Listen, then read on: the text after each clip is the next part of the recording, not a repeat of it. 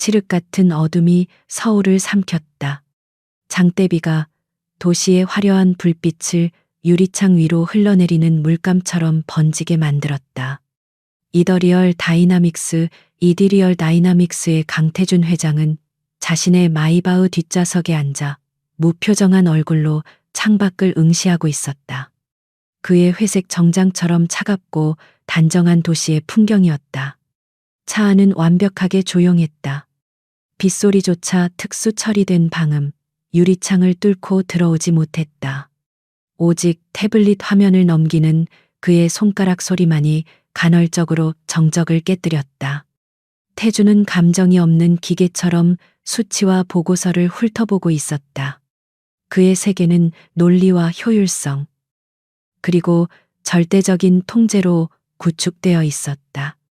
차가 한남동의 고급 주택가로 향하는 익숙한 경로를 벗어나 조금 더 어둡고 복잡한 골목으로 접어들었을 때였다. 교통 체증을 피하려는 운전기사의 능숙한 판단이었지만 태주는 미간을 살짝 찌푸렸다. 그는 예측 불가능한 변수를 싫어했다. 그리고 바로 그 순간 변수가 그의 눈앞에 펼쳐졌다. 좁은 골목길. 허름한 다세대의 주택 앞에서 누군가가 격렬하게 다투고 있었다. 술에 취한 듯한 거구의 남자가 비쩍 마른 소년의 멱살을 잡고 거칠게 흔들고 있었다. 이 쓸모없는 자식, 당장 꺼져. 남자의 고함 소리가 빗소리를 뚫고 희미하게 들려왔다. 태주는 시선을 고정했다. 그의 운전기사인 박 실장이 속도를 늦추며 조심스럽게 물었다. 회장님, 돌아갈까요? 태주는 대답하지 않았다. 그는 남자가 소년을 바닥에 내동댕이 치는 것을 지켜보았다. 소년은 젖은 아스팔트 위로 맥없이 쓰러졌다. 남자는 그것으로도 분이 풀리지 않는 듯 낡은 배낭 하나를 소년의 얼굴을 향해 집어던졌다. 다시는 내 눈에 띄지 마. 현관문이 쾅 닫히는 소리가 울리고 남자는 사라졌다. 소년은 한동안 미동도 없이 엎드려 있었다. 비는 인정사정 없이 그의 작은 등을 때렸다. 태주는 여전히 아무 말도 하지 않았다. 그의 완벽하게 통제된 얼굴에 미세한 균열이 생겼다. 저항하지 못하는 무력함, 폭력 앞에서의 처절함. 그것은 그의 뇌리에 봉인해 두었던, 잊고 싶었던 자신의 과거 한 조각을 건드렸다. 지독히도 시리고 아픈 감각이었다. 소년이 천천히 몸을 일으켰다. 10살이나 되었을까. 흠뻑 젖은 머리카락이 얼굴에 달라붙어 있었고 입술은 퍼렇게 질려 있었다. 하지만 태준의 시선을 사로잡은 것은 소년의 눈빛이었다. 그 작은 아이는 울고 있지 않았다. 그 눈에는 절망 대신 모든 것을 꿰뚫어 보는 듯한 차가운 분노와 경계심이 서려 있었다. 소년은 흩어진 배낭의 내용물을 다시 주워 담기 시작했다. 낡은 노트북 하나와 정체불명의 회로, 기판 몇 개가 전부였다. 그는 자신의 몸보다 그 기계들을 더 소중하게 다루는 듯했다. 태주는 나지막이 입을 열었다. 차 세워. 박 실장은 놀랐지만 즉시 차를 갓길에 세웠다. 회장님. 태주는 차 문을 열었다. 박 실장이 황급히 우산을 들고 뒤따랐지만 태주는 이미 차가운 비를 맞으며 소년에게로 향하고 있었다. 최고급 이탈리아제 수제화가 더러운 빗물에 잠기는 것을 그는 개의치 않았다. 소년은 인기척을 느끼고 고개를 들었다. 거대한 그림자가 자신을 덮자 소년의 몸이 순간적으로 굳었다. 경계심이 가득한 눈이 태준의 값비싼 시계와 반듯한 구두를 훑었다. 또 다른 종류의 위협이라고 판단한 듯했다. 괜찮나? 태준의 목소리는 낮고 무감정했다. 마치 사업 파트너에게 안부를 묻는 듯한 톤이었다. 소년은 대답 대신 한 걸음 뒤로 물러섰다. 손에는 아까 그 낡은 노트북을 꽉 쥐고 있었다. 방어적인 자세였다. 태주는 인내심 있게 기다리지 않았다. 그는 이런 종류의 감정 소모에 익숙하지 않았다. 갈 곳은 있나 소녀는 여전히 입을 다물었다. 태주는 잠시 망설였다. 지금 자신이 무슨 짓을 하고 있는지 스스로에게 반문했다. 이것은 비논리적이고 비효율적인 행동이었다. 그때 소년의 등 뒤에서 아까 그 현관문이 다시 열렸다. 술 취한 남자가 무언가를 잊었다는 듯 다시 나왔다가 낯선 남자와 소년을 발견하고는 눈을 번뜩였다. 당신 뭐야? 이 새끼랑 무슨 상관이야? 남자가 비틀거리며 다가왔다. 태주는 돌아보지 않았다. 그의 시선은 여전히 소년에게 고정되어 있었다. 하지만 그는 남자를 향해 말했다. 당신의 아이인가? 남자는 침을 뱉으며 비웃었다. 아니, 그냥 붙어먹는 기생충이지. 왜 저딴 거라도 데려가게 돈 많아 보이는데. 그 순간 태준의 눈빛이 얼음장처럼 차가워졌다. 그는 천천히 고개를 돌려 남자를 정면으로 바라보았다. 남자는 태준의 눈을 마주하고 순간적으로 숨을 멈췄다. 그것은 평범한 부자의 눈이 아니었다. 수많은 경쟁자들을 짓밟고 정상에 선 포식자의 눈빛이었다. 이 아이, 내가 데려가지. 태준의 목소리에는 토론의 여지가 없었다. 남자는 주춤했다. 뭐라고 당신이 뭔데? 태준은 주머니에서 지갑을 꺼내 수표 한 장을 꺼내려다 멈췄다. 그는 이런 쓰레기에게 돈을 주고 싶지 않았다. 대신 그는 박 실장에게 고갯짓을 했다. 박 실장이 즉시 앞으로 나서며 명함을 내밀었다. 이쪽은 이더리얼 다이나믹스 법무팀입니다. 아동학대 및 유기 혐의로 즉시 신고 접수하겠습니다. 지금부터 하시는 모든 말씀은 증거로 기록됩니다. 남자의 얼굴이 하얗게 질렸다. 이더리얼 다이나믹스. 그 이름을 모르는 사람은 서울에 없었다. 그는 술이 확 깨는 것을 느꼈다. 아니, 그게 아니라 그냥 훈육을 좀. 남자는 횡설수설했다. 태주는 더 이상 그에게 관심을 두지 않았다. 그는 다시 소년을 바라보았다. 나를 따라오겠나 아니면 저자와 남겠나. 그는 선택지를 주었다. 강요는 없었다. 이것이 그의 방식이었다. 스스로 선택하게 하고 그 선택의 책임을 지게 하는 것. 소년은 태준과 술 취한 남자를 번갈아 보았다. 그의 작은 머릿속에서 복잡한 계산이 이루어지는 듯했다. 몇 초간의 침묵 끝에 소년은 낡은 배낭을 고쳐 메고 태준을 향해 한 걸음 내디뎠다. 동의의 표시는 없었다. 그저 덜 위험한 쪽을 선택한 짐승의 본능적인 움직임이었다. 태준은 말없이 돌아서 차로 향했. 소년은 그림자처럼 그 뒤를 따랐다. 박 실장이 차문을 열자 태준이 먼저 탑승했다. 소년은 잠시 망설였다. 값비싼 가죽 시트가 젖는 것을 걱정하는 듯했다. 태준이 짧게 명령했다. 소년은 그제야 조심스럽게 차에 올라탔다. 마이바흐의 문이 닫히자 바깥 세상의 폭풍우와 악취나는 골목은 다시 한번 완벽하게 차단되었다. 남자는 빗속에 망연자실한 채 서 있었다. 박 실장이 운전석에 오르자 차는 미끄러지듯 부드럽게 골목을 빠져나갔다. 차 안에는 무거운 침묵이 흘렀다. 태주는 다시 태블릿을 들었지만 글자가 눈에 들어오지 않았다. 그는 자신의 충동적인 행동을 분석하려 했었다. 동정심 아니었다. 그는 그런 감정을 사치라고 여겼다. 아마도 그저 자신의 통제된 세계에 떨어진 불규칙한 파편에 대한 일시적인 호기심일 뿐이었다. 그는 힐끗 소년을 바라보았다. 아이는 몸을 잔뜩 웅크린 채 창밖을 내다보고 있었다. 물이 뚝뚝 떨어지는 옷가지가 최고급 시트를 적시고 있었지만 태주는 아무 말도 하지 않았다. 소녀는 배낭을 무릎 위에 올려놓고 마치 보물처럼 껴안고 있었다. 이름이 뭐지? 태준이 물었다. 소녀는 고개를 돌리지 않은 채 작은 목소리로 대답했다.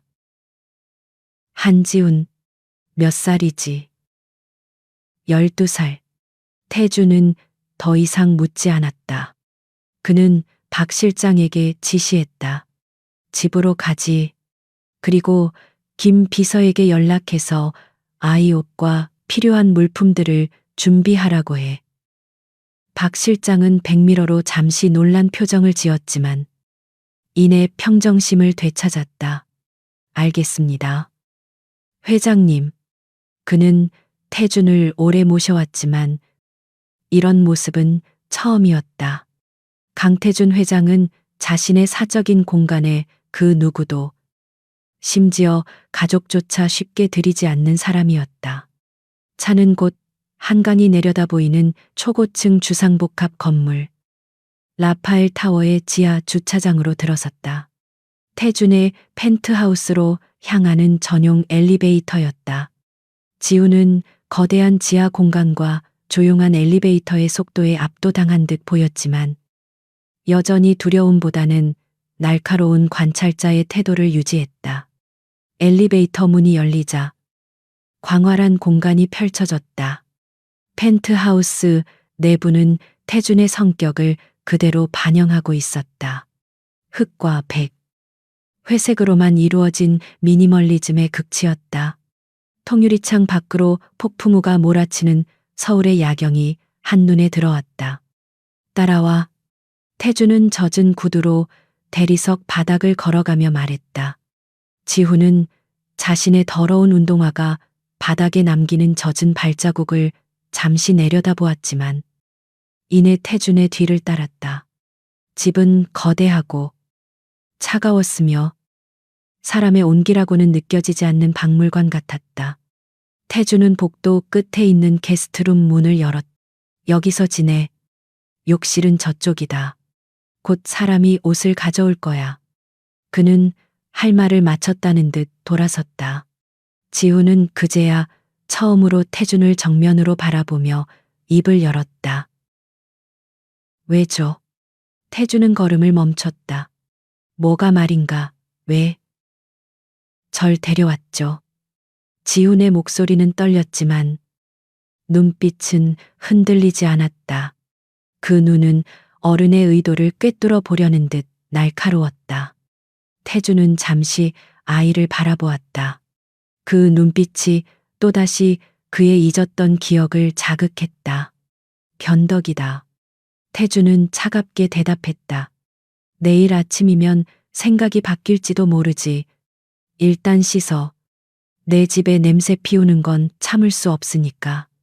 그는 더 이상의 질문을 허용하지 않겠다는 듯 자신의 서재로 향했다. 지우는 텅 빈 방 안에 홀로 남겨졌다. 그는 천천히 배낭을 바닥에 내려놓았다. 방은 그가 살던 단칸방 10개를 합친 것보다 컸. 지우는 욕실로 들어가 거울 앞에 섰다. 멍든 뺨, 젖은 생쥐꼴의 자신, 그리고 그 뒤로 비치는 호화로운 대리석 벽. 모든 것이 비현실적이었다. 한편 서재에 들어선 태주는 넥타이를 거칠게 풀며 깊은 한숨을 내쉬었다. 그의 완벽한 일상에 불청객이, 그것도 아주 성가신 작은 불청객이 끼어들었다. 그는 책상 위에 인터컴을 눌렀다. 김 비서, 내일 아침까지 한지훈이라는 아이의 모든 기록을 내 책상 위에 올려놔. 출생, 가족, 학교, 예외는 없어.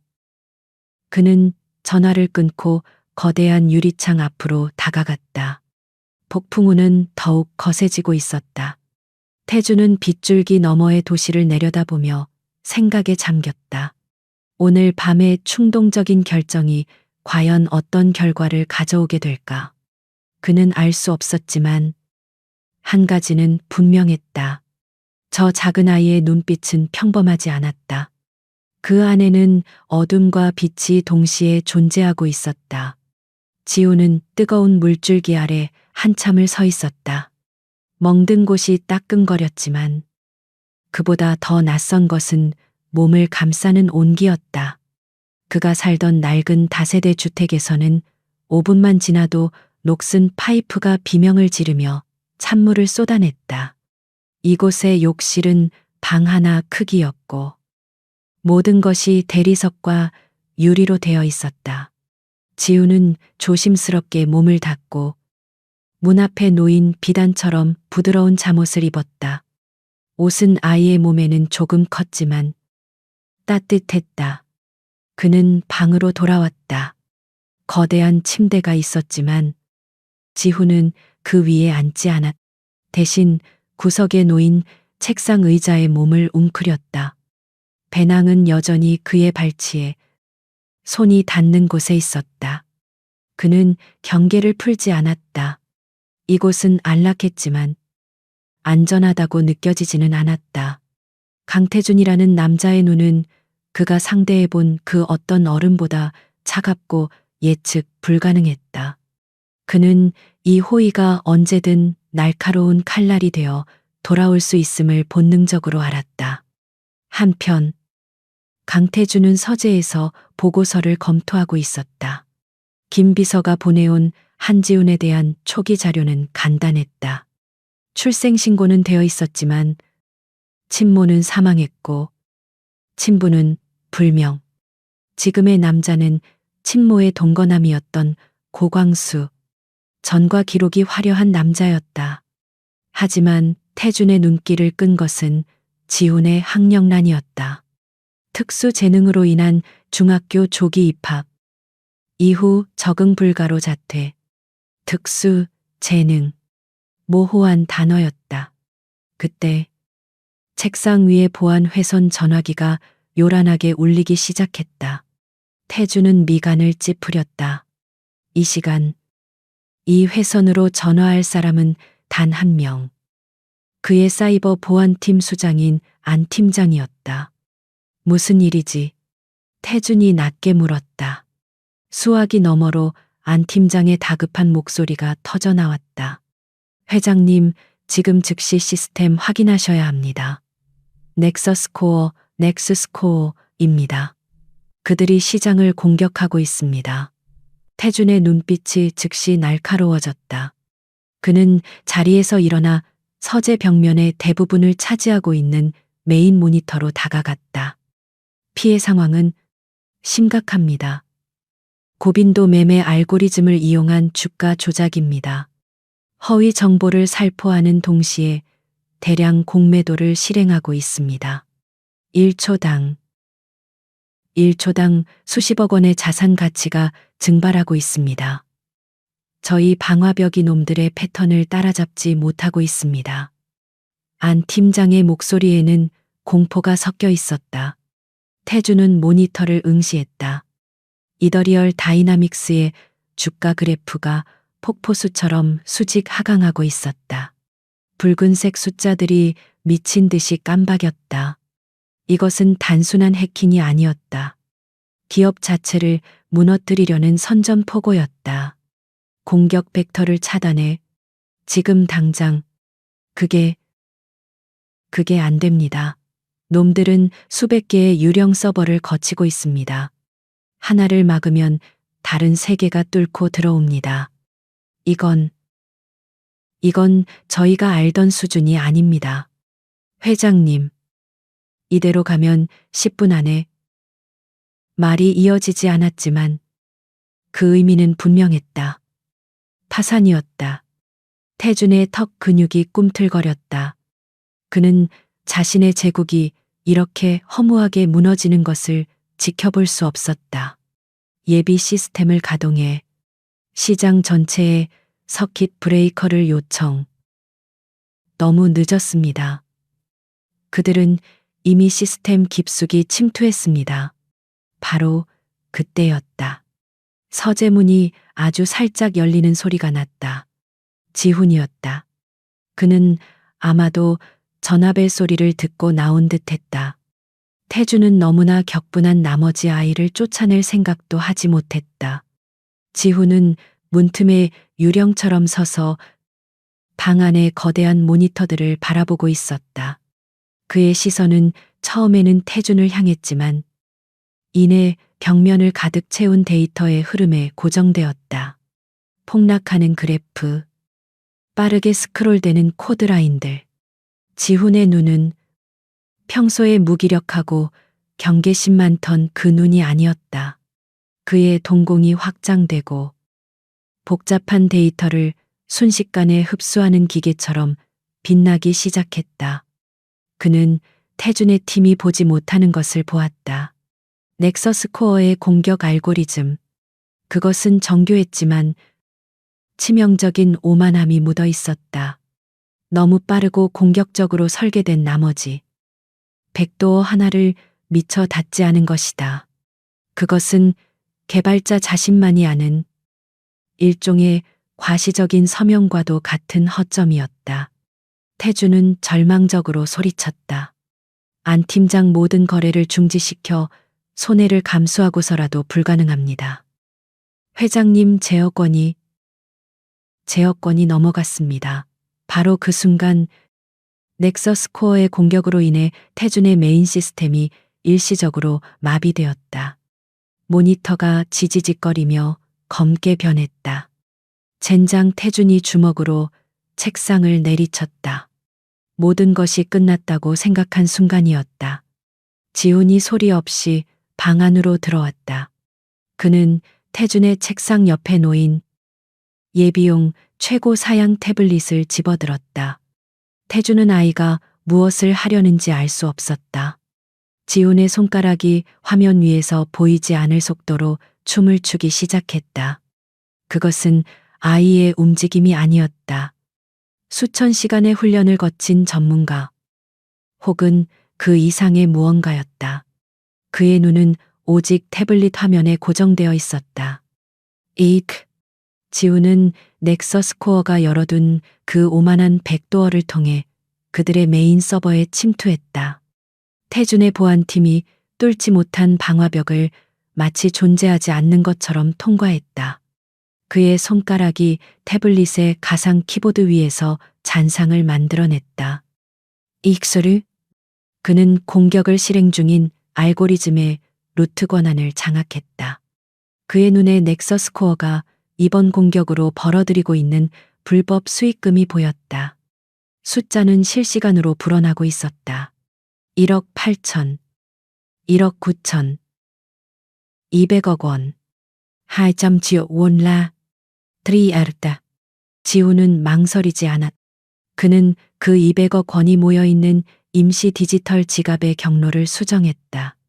그것을 자신을 위해 훔치지 않았다.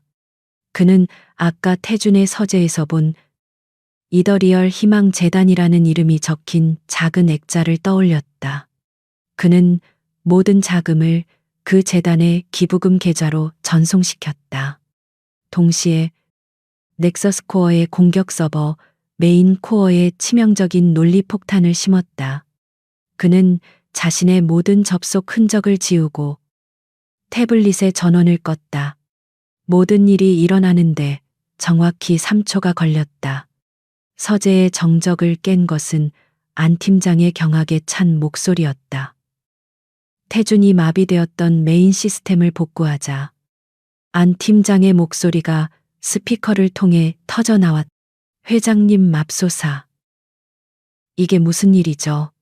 태준의 눈이 다시 모니터로 향했다. 폭락하던 주가 그래프가 기적처럼 멈춰 있었다. 아니, 멈춘 것이 아니었다. 마지막 거래를 기점으로 수직으로 반등하고 있었다. 안 팀장, 무슨 일이야? 설명해. 모르겠습니다. 갑자기 놈들의 공격 서버 전체가 다운되었습니다. 마치 내부에서 원자로가 폭발한 것처럼 시스템 전체가 녹아내렸습니다.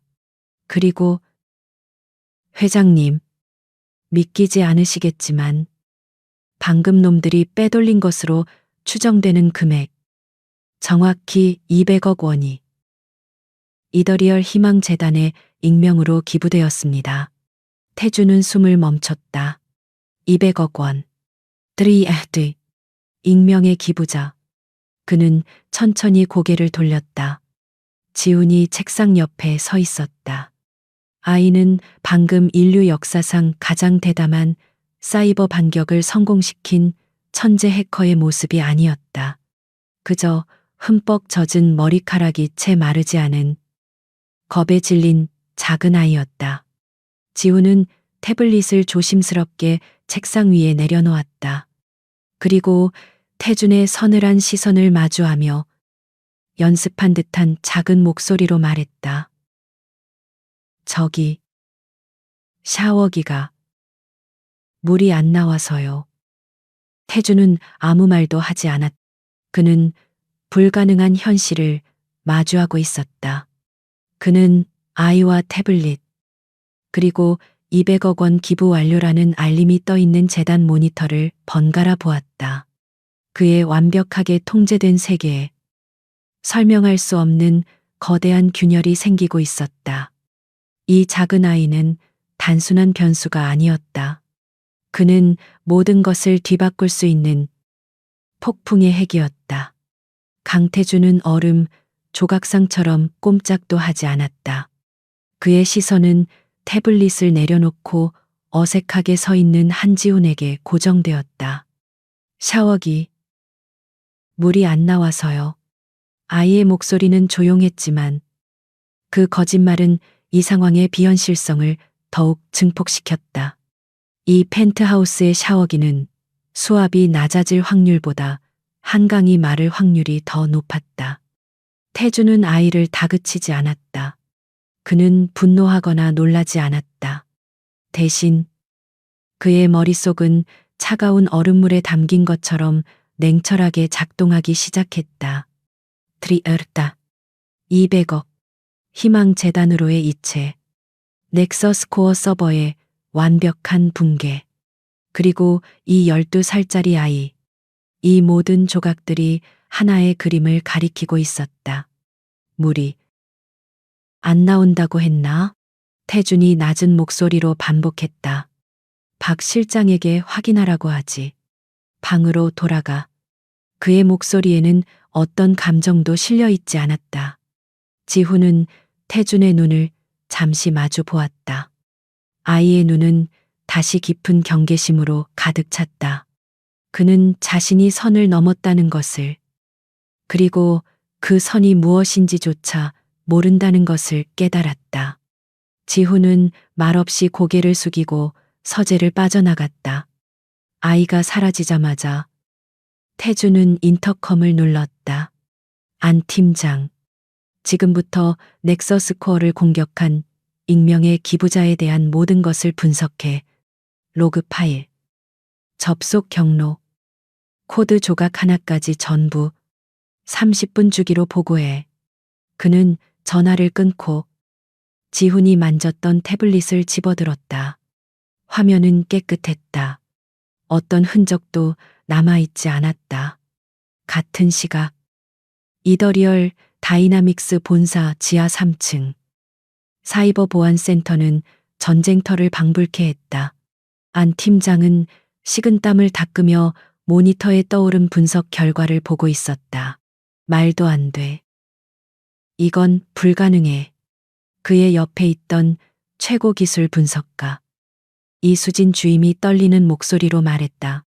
팀장님, 공격자의 침투 경로는 존재하지 않습니다. 안 팀장이 신경질적으로 소리쳤다. 그게 무슨 말이야? 200억이 이체되고 서버가 터졌는데 경로가 없다니. 이 주임은 안경을 고쳤으며 화면을 가리켰다. 로그 파일 자체가 조작되었습니다. 아니, 조작이라기보다는 재창조되었습니다. 마치 처음부터 그런 공격이 없었던 것처럼. 모든 기록이 깨끗합니다. 그들은 방금 전에 공격 로그를 복원하기 위해 수십 번의 시도를 반복했다. 그리고 마침내 넥서스 코어 서버의 마지막 비명과도 같은 데이터 패킷 더미 속에서 아주 작은 조각을 발견했다. 그것은 코드라고 부르기도 민망한 단 한 줄의 서명이었다. 랭, 안 팀장은 그것이 무엇을 의미하는지 몰랐다. 숫자 0이게 닿아야 하지만 이 주임의 얼굴은 하얗게 질려 있었다. 그녀는 다크웹과 해커들의 생태계를 전문적으로 연구하는 분석가였다. 팀장님, 혹시 제로라고 들어보셨습니까? 제로 그게 누군데? 사람이 아닙니다. 유령입니다. 이 주임은 침을 삼켰다. 지난 5년간 다크웹에서 전설처럼 떠도는 이름입니다. 실체도, 목적도, 배우도 없습니다. 돈을 받고 일하지도 않습니다. 그저 나타나서 불가능한 일을 하고 사라집니다. 그녀는 자료를 검색해 화면에 띄웠다. 제로의 소행으로 추정되는 사건 목록이었다. 거대 마약 카르텔의 암호화된 자금줄을 하룻밤 사이에 동결시킨 사건. 동유럽 인신매매 조직의 서버를 통째로 날려버리고 고객 명단을 국제형사경찰기구 인터폴에 전송한 사건. 모두가 배우를 추측했지만 남겨진 것은 오직 숫자 0이라는 서명뿐이었다. 안 팀장은 등골이 오싹해지는 것을 느꼈다. 그럼 이 제로라는 유령이 우리를 도왔다는 건가? 왜 그것이 제로의 특징입니다. 아무도 그 동기를 모릅니다. 그는 마치 디지털 세계의 변덕스러운 신 같습니다. 어떤 때는 거악을 심판하고 어떤 때는 그저 자신의 능력을 시험하는 것처럼 보입니다. 안 팀장은 즉시 태준에게 이 사실을 보고했다. 회장님, 이번 일은 넥서스 코어의 소행이기도 하지만 제3자의 개입이 있었습니다. 저희 분석으로는 다크웹의 전설적인 해커, 코드네임 제로의 소행으로 보입니다. 수화기 너머의 태주는 한동안 말이 없었다. 그의 침묵은 그 어떤 고함보다 무거웠다. 제로, 태준이 그 이름을 나지막이 읊조렸다. 그는 전화를 끊었다. 서재의 거대한 의자에 몸을 기댄 태준의 눈이 가늘어졌다. 제로, 12살. 특수재능. 폭력에 시달리던 아이. 그리고 3초 만에 200억을 움직인 손가락. 태준은 김 비서에게 다시 연락했다. 한지훈에 대한 조사를 다시 해. 이번엔 공식적인 기록 말고 비공식적인 모든 것을 알아내. 그 아이가 다녔던 학교, 만났던 사람들, 그 특수 재능이라는 게 정확히 뭔지, 그 계부 고광수에 대한 뒷조사도. 태주는 자신의 기업 정보팀이 아닌 개인적인 경로를 이용했다. 이것은 이제 회사 차원의 문제가 아니었다. 다음 날 아침 펜트하우스의 거대한 다이닝 룸에서 침묵 속의 식사가 이루어졌다. 지우는 여전히 경계심을 풀지 않은 채 앞에 놓인 따뜻한 수프를 거의 입에 대지 않았다. 태주는 평소처럼 경제신문을 읽고 있었지만 그의 모든 감각은 맞은편의 작은 아이에게 집중되어 있었다. 태주는 신문을 내려놓고 무심하게 말했다. 이 집은 모든 것이 네트워크로 연결되어 있다. 조명, 온도, 보안까지 태블릿으로 제어할 수 있지. 그는 자신이 어젯밤 사용했던 것과 동일한 모델의 새 태블릿을 지훈 쪽으로 밀어주었다. 심심하면 사용해. 지훈의 눈이 태블릿에 잠시 머물렀다가 이내 고개를 저었다. 할 줄 몰라요. 태주는 더 권하지 않았다. 그래. 하지만 그는 지훈이 수프를 뜨는 척하며 자신의 손가락 끝을 미세하게 떠는 것을 놓치지 않았다. 그것은 금단 현상과도 비슷했다. 최고급 기기를 눈앞에 둔 기술자의 억눌린 갈망이었다. 태준이 출근한 후 지훈은 텅 빈 펜트하우스에 홀로 남았다. 그는 몇 시간 동안 게스트룸에서 한 발짝도 나오지 않았다. 하지만 결국 호기심과 본능이 경계심을 이겼다. 그는 조심스럽게 거실로 나왔다. 통유리창 너머로 서울이 장난감처럼 펼쳐져 있었다. 그는 태준이 말한 태블릿을 집어들었다. 화면을 켜자 환영합니다. 손님이라는 메시지가 떴다. 지훈은 망설였다. 이것은 함정일까? 하지만 그의 손가락은 이미 움직이고 있었다. 그는 집안의 시스템을 둘러보기 시작했다. 조명 제어, 블라인드, 오디오 시스템, 모두 평범한 스마트홈 기능이었다. 하지만 지훈은 더 깊이 들어갔다. 그는 관리자 페이지에 접근하려 했다. 당연히 비밀번호가 걸려 있었다. 지훈은 잠시 생각했다. 강태준. 이 남자의 성격. 복잡하고 예측 불가능한 암호를 썼을까? 아니, 이런 종류의 인간은 자신의 통제력을 과신한다. 그는 가장 단순한 것이 가장 안전하다고 믿을 것이다. 지훈은 자신의 생일을 입력했다. 틀렸다. 태준의 생일 자료가 없었다. 그러다 그는 어젯밤 재단 보고서에서 본 날짜를 떠올렸다. 이더리얼 다이나믹스 창립일. 그는 그 날짜를 입력했다. 액세스 거부됨. 지훈은 미소를 지었다. 하지만 시스템의 반응 속도가 미세하게 느려졌다. 창립일이 암호의 일부라는 뜻이었다. 그는 몇 가지 조합을 더 시도했다. 그리고 5분 후 그는 시스템의 루트 권한을 손에 넣었다. 그가 모르는 사실이 하나 있었다. 태준은 출근하지 않았다. 그는 펜트하우스 내에 숨겨진 관제실에서 지훈의 모든 행동을 지켜보고 있었다. 태블릿의 접속 로그, 키 입력 기록, 시스템 접근 시도, 모든 것이 실시간으로 태준의 모니터에 전송되고 있었다. 태준은 지훈이 자신의 오중 보안 암호를 5분 만에 뚫어내는 것을 말없이 지켜보았다. 태준의 입가에 희미한 그러나 차가운 미소가 번졌다. 제로, 의심의 여지가 없었다. 그는 자신의 집에 세상에서 가장 위험한 무기를 들여놓은 것이었다. 그리고 그 무기는 지금 자신의 스마트홈 시스템을 해킹하며 즐거워하고 있었다.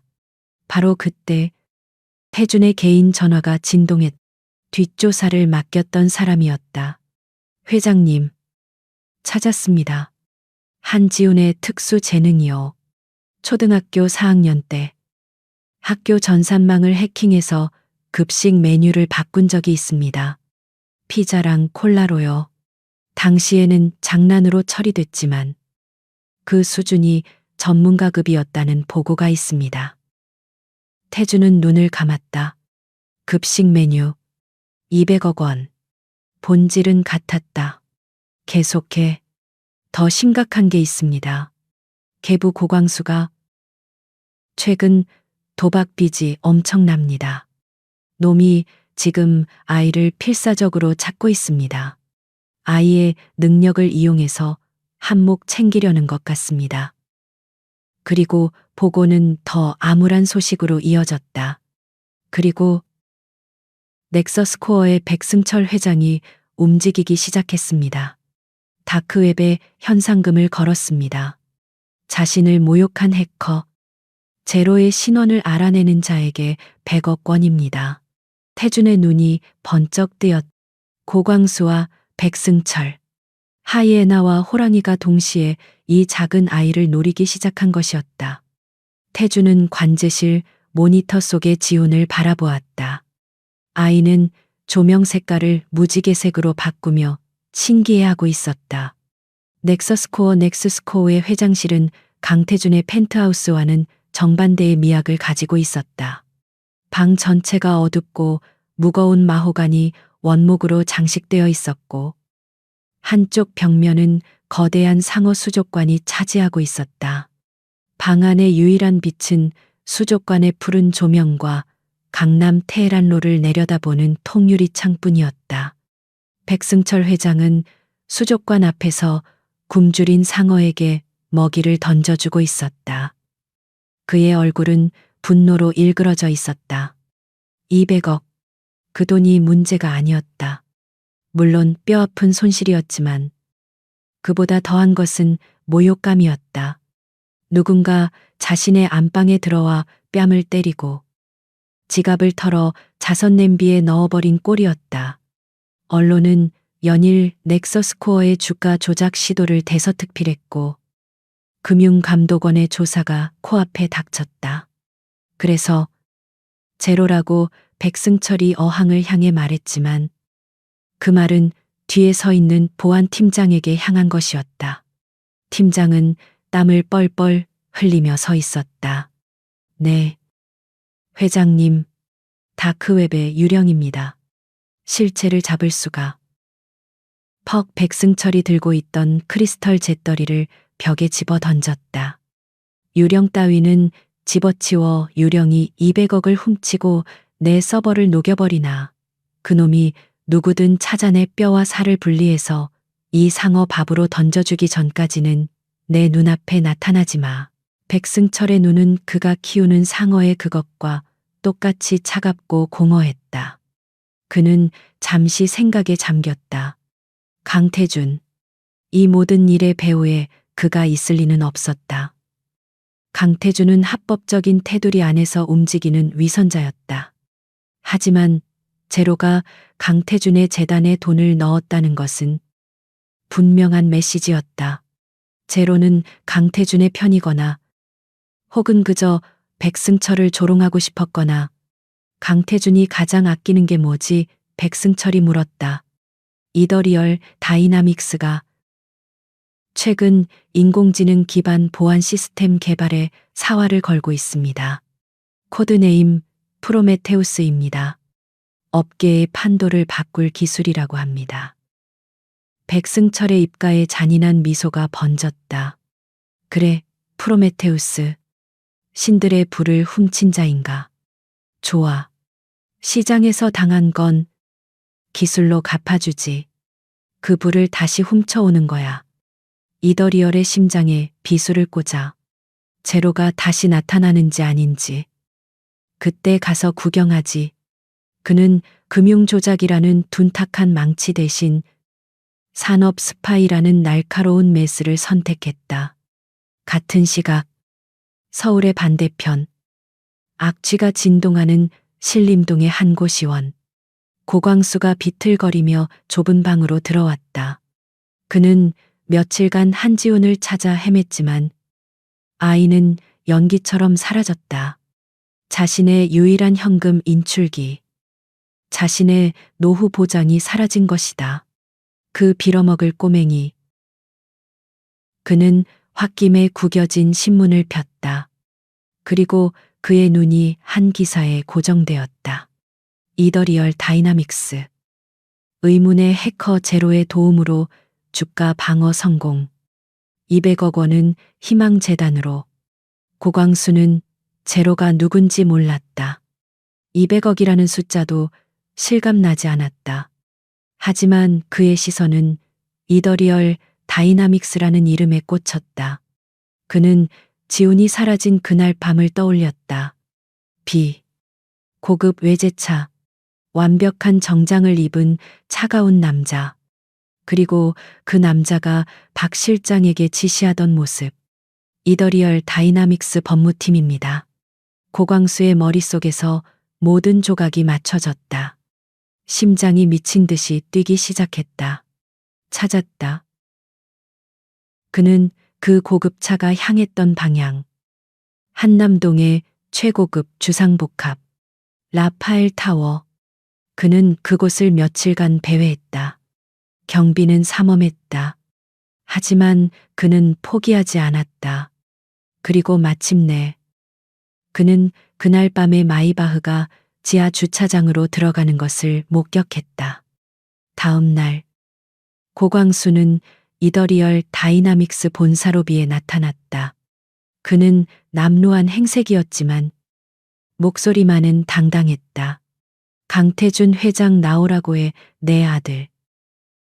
아니, 내가 돌보던 아이를 그쪽에서 데려갔어. 로비가 순식간에 소란스러워졌다. 보안 요원들이 그를 제지하려 했지만 그는 바닥에 드러누워 악을 썼다. 이 소동은 즉시 태준의 비서실장인 김 비서에게 보고되었다. 김 비서는 태준이 프로메테우스 방어벽 강화 회의를 주재하고 있는 회의실로 조용히 들어갔다. 회장님, 긴급 상황입니다. 한지훈 군의 보호자라고 주장하는 자가 고광수라는 자가 로비에서 난동 중입니다. 회의실의 공기가 순간 얼어붙었다. 태준의 표정에는 변화가 없었지만 그의 눈빛은 1초간 흔들렸다. 넥서스 코어의 공격과 고광수의 등장은 우연이 아니었다. 두 개의 폭풍이 동시에 자신을 향해 다가오고 있었다. 회의 중단. 10분 뒤에 다시 시작하지. 태준은 김 비서를 따라 별도의 접견실로 향했다. 고광수는 그 사이에 끌려와 소파에 앉아 있었다. 그는 태준을 보자마자 탐욕스러운 미소를 지었다. 이제야 나오시는군. 바쁘신 회장님, 내 아들은 잘 있나 그 녀석? 아주 특별한 재주가 있지. 컴퓨터로 돈 버는 재주. 태준은 고광수의 맞은편에 앉았다. 원하는 게 뭐지? 하 역시 말이 빠르군. 간단해. 내 아이 돌려줘. 아니지. 그 녀석 몸값이 꽤 비쌀 것 같단 말이야. 고광수는 탁자 위로 몸을 기울였다. 100억 원 주면 그 아이가 당신 아들인 척. 아니, 당신이 입양한 걸로 조용히 사라져 주지. 태준은 그를 경멸하듯 바라보았다. 협박인가? 협박 아니지. 거래지. 내가 언론에 터뜨리면 어떻게 될까? 대한민국 최고의 CEO 강태준이 미성년자를 유괴, 감금하고 있다. 혹은 그 아이의 특별한 능력을 이용해서 넥서스 코어 주가 조작에 관여했다고 하면 어떨까? 200억. 딱 들어맞잖아. 고광수는 자신이 제로의 정체를 맞췄다고는 꿈에도 생각하지 못했다. 그저 닥치는 대로 짓거린 말이었다. 하지만 그 말은 태준의 가장 민감한 부분을 정확히 찔렀다. 태준은 고광수가 지훈의 능력을 어디까지 알고 있는지 가늠했다. 그 아이가 뭘 할 수 있다고 생각하지? 태준이 차갑게 물었다. 뭘 하긴 돈을 만들지. 그 망할 노트북으로 토토 사이트도 털고 주식 그래프도 마치고 그 녀석은 황금알을 낳는 거위야. 당신이 그걸 몰랐을 리 없지. 고광수는 흥분해서 소리쳤다. 태준은 모든 것을 파악했다. 고광수는 제로의 실체는 모르지만 지훈의 능력을 이용해 돈을 벌어왔다. 그리고 이제는 더 큰 판을 노리고 있었다. 태준이 침묵하자 고광수는 자신이 이겼다고 생각했다. 일주일 주지. 100억. 준비해놔. 안 그러면 당신이랑 그 꼬맹이 같이 지옥 구경하게 될 테니까. 고광수가 의기양양하게 접견실을 나갔다. 태준은 김 비서를 불렀다. 박 실장 연결해. 잠시 후 박 실장의 목소리가 들려왔다. 회장님, 고광수. 지금 즉시 미행 붙여. 놈의 모든 것을 파악해. 도박, 빚, 관련 인물, 통화 내역. 단, 절대 들키지 마. 그리고 펜트하우스 보안 등급을 최상위로 올려. 태주는 접견실 창밖을 내다보았다. 백승철이라는 호랑이가 자신의 영토를 노리고 있었고 고광수라는 하이에나가 자신의 먹이를 탐내고 있었다. 그리고 그 두 맹수의 표적은 지금 펜트하우스에서 태블릿으로 조명 색깔이나 바꾸고 있을 어린아이 한지훈이었다. 태주는 주먹을 꽉 쥐었다. 그는 이 아이를 단순한 변덕으로 데려왔지만 이제는 지켜야 할 이유가 생겼다. 회장님 뚫렸습니다. 이더리얼 다이나믹스 RD 센터의 서버실은 붉은 경고등으로 번쩍였다. 안 팀장의 절박한 목소리가 강태준의 사무실 스피커를 찢을듯이 울렸다. 프로메테우스 개발 서버가 완전히 잠겼습니다. 태준은 회의실에서 자신의 집무실로 뛰어오면서 겉옷을 벗어 던졌다. 상황 보고해. 랜섬웨어입니다. 지금까지 알려지지 않은 신종입니다. 모든 데이터가 AES 256비트 암호화로 묶였습니다. 복구키가 없으면 백업은 소용없습니다. 놈들이 백업 서버부터 노렸습니다. 모든 자료가 감염되었습니다. 3년간의 연구 데이터가 전부. 태준의 집무실 메인 모니터에 RD 센터의 화면이 그대로 전송되었다. 화면 중앙에는 붉은색의 해골 마크와 함께 카운트다운 타이머가 떠 있었다. 스바링링링링. 48시간 안에 500억 원에 해당하는 비트코인을 지불하지 않으면 프로메테우스의 모든 원본 데이터가 영구적으로 파괴될 것이라는 메시지가 떠 있었다. 백승철. 태주는 이를 갈았다. 이것은 제로를 유인하려는 미끼인 동시에 이더리얼의 숨통을 끊으려는 치명적인 공격이었다.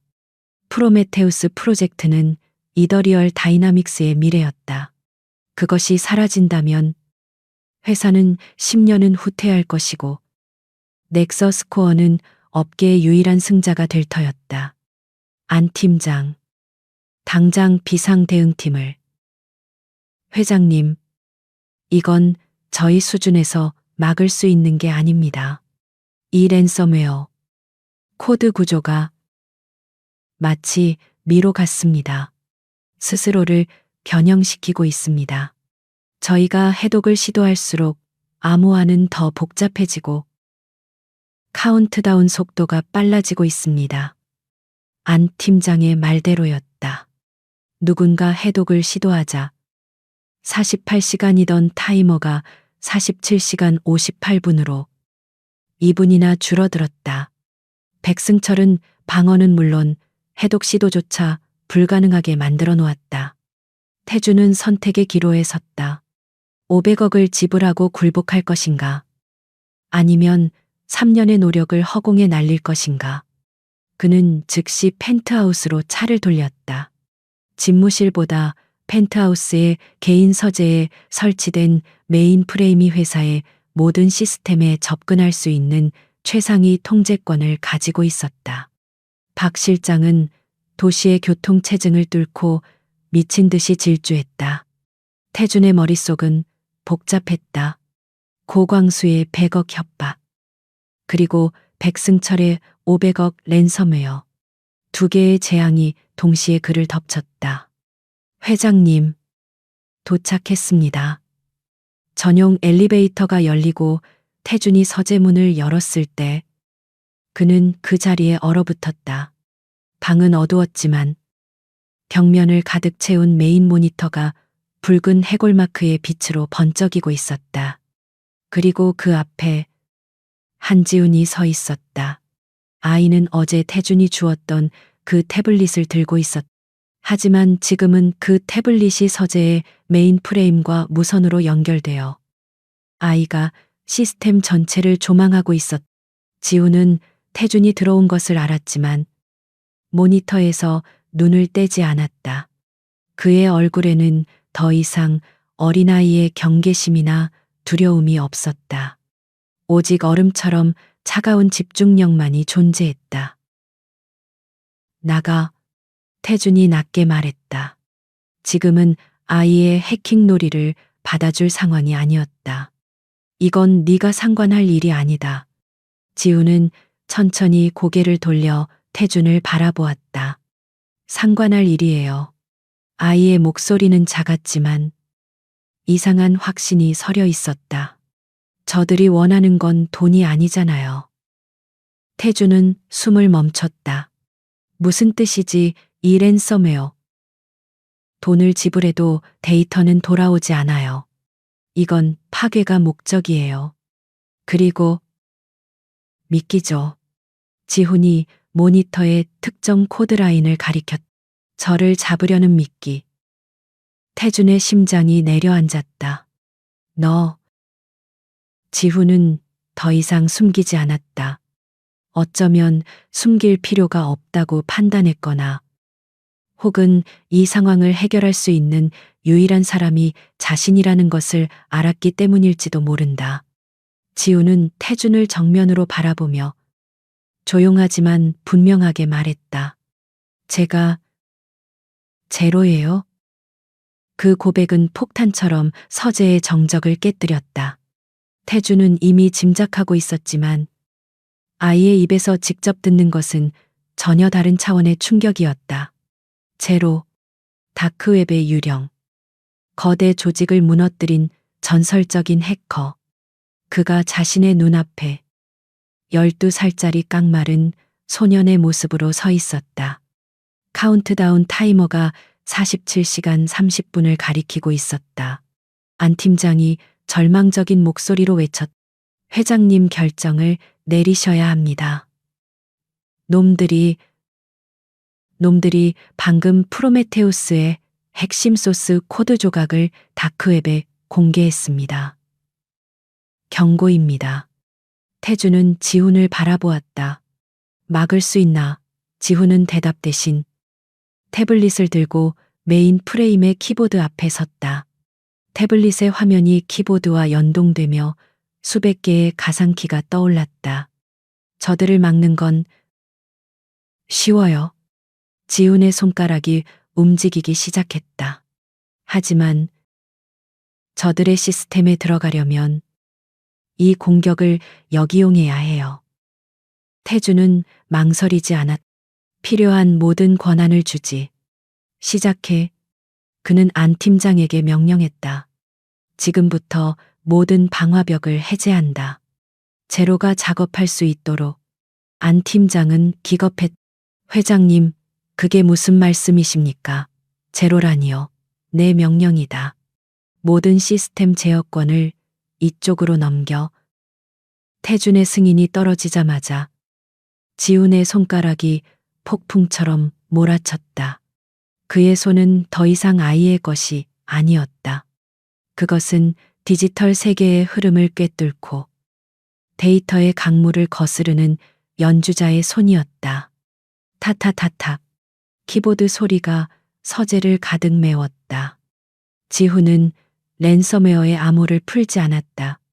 대신 그는 랜섬웨어가 이더리얼 서버와 통신하기 위해 열어둔 아주 미세한 통로, 넥서스 코어의 공격 서버로 향하는 그 길을 역으로 파고들었다. 넥서스 코어의 해커들은 제로가 자신들의 암호를 푸는데 집중할 것이라고 예상했지. 자신들의 본진이 역으로 털릴 것이라고는 상상도 못했다. 찾았어요. 1분이 채 지나지 않아 지훈이 말했다. 유령 회사 서버. 네덜란드에 있네요. 하지만 실제 공격은 넥서스 코어 본사 지하 서버실에서 이루어지고 있어요. 지훈의 눈이 차갑게 빛났다. 그리고 백승철 회장의 개인 컴퓨터에 직접 연결되어 있네요. 오만하게도 지훈은 망설이지 않았다. 그는 넥서스 코어의 방화벽을 우회한 것이 아니라 랜섬웨어 공격자 자신인 척 위장하여 정문으로 들어갔다. 그리고 넥서스 코어의 시스템 깊숙한 곳에 머리카락보다 가느다란 코드 한 줄을 심었다. 그것은 트로이에 목마였다. 지금 당장 발동하지는 않지만 미래의 강태준이 원할 때 언제든 넥서스 코어의 모든 것을 무너뜨릴 수 있는 치명적인 비수였다. 모든 작업을 마친 지우는 다시 이더리얼의 서버로 돌아왔다. RD 센터의 모니터에 떠 있던 붉은 해골 마크가 갑자기 지지직거리기 시작했다. 카운트다운 타이머가 멈췄다. 그리고 메시지가 떴다. 치명적인 오류 발생. 시스템 자폭 시퀀스 가동. 안 팀장의 경악에 찬 목소리가 터져 나왔다. 세상에, 랜섬웨어 코드가 스스로를 파괴하고 있습니다. 마치 개발자가 치명적인 실수를 한 것처럼요. 회장님, 암호화가 풀리고 있습니다. 데이터가 복구되고 있습니다. 지우는 키보드에서 손을 뗐다. 그는 모든 것을 완벽하게 위장했다. 넥서스 코어는 자신들의 랜섬웨어에 결함이 있어 공격에 실패했다고 믿을 것이었다. 그들은 자신들의 심장부에 제로의 칼날이 밝힌 줄은 꿈에도 모를 터였다. 지후는 다시 태블릿을 내려놓았다. 그는 방금 수백억의 가치를 지닌 데이터를 구하고 적의 심장에 시한폭탄을 설치했다. 하지만 그의 얼굴은 다시 12살 소년으로 돌아와 있었다. 그는 태준을 바라보며 자신이 저지른 일의 무게를 감당하려는 듯 입술을 깨물었다. 제가 제로예요. 그는 다시 한번, 이번에는 고백처럼 말했다. 태준은 아이에게 다가갔다. 그는 아이의 머리 위에 손을 올리려다 잠시 망설였다. 대신 그는 아이의 어깨를 가볍게 짚었다. 알고 있었다. 태준이 낮게 말했다. 그의 목소리에는 분노도 두려움도 없었다. 그 대신 아주 희미한 안도감이 섞여 있었다. 일단 저녁부터 먹자. 지후나 서재에는 따뜻한 수프에 온기만이 감돌았다. 강태준과 한지우는 식사를 마쳤지만 아무도 자리에서 일어나지 않았다.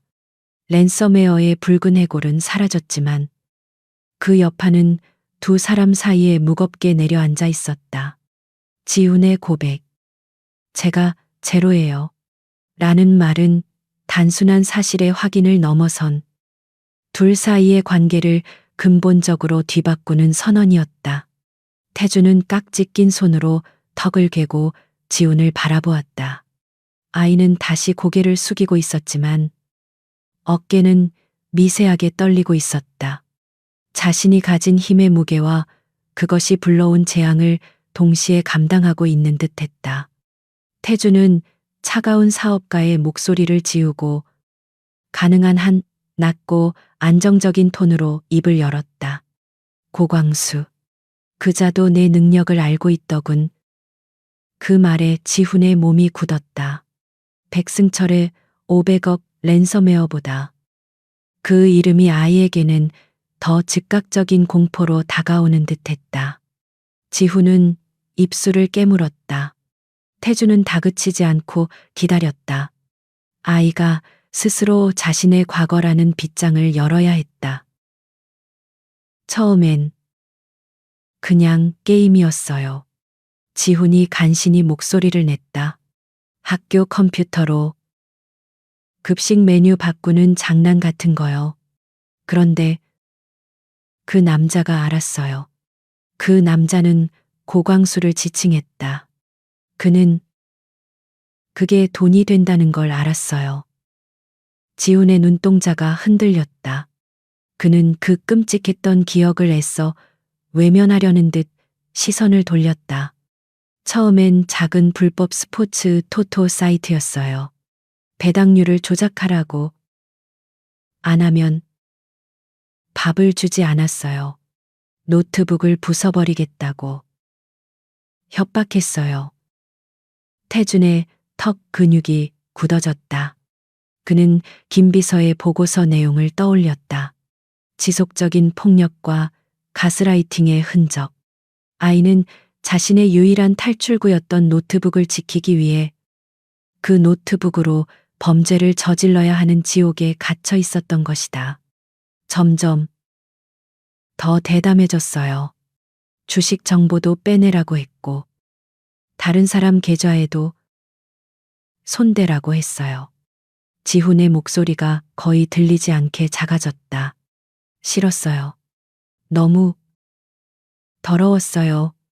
그래서 제로를 만들었어요. 태준의 눈이 빛났다. 제로 아무도 모르는 저만의 이름이었어요.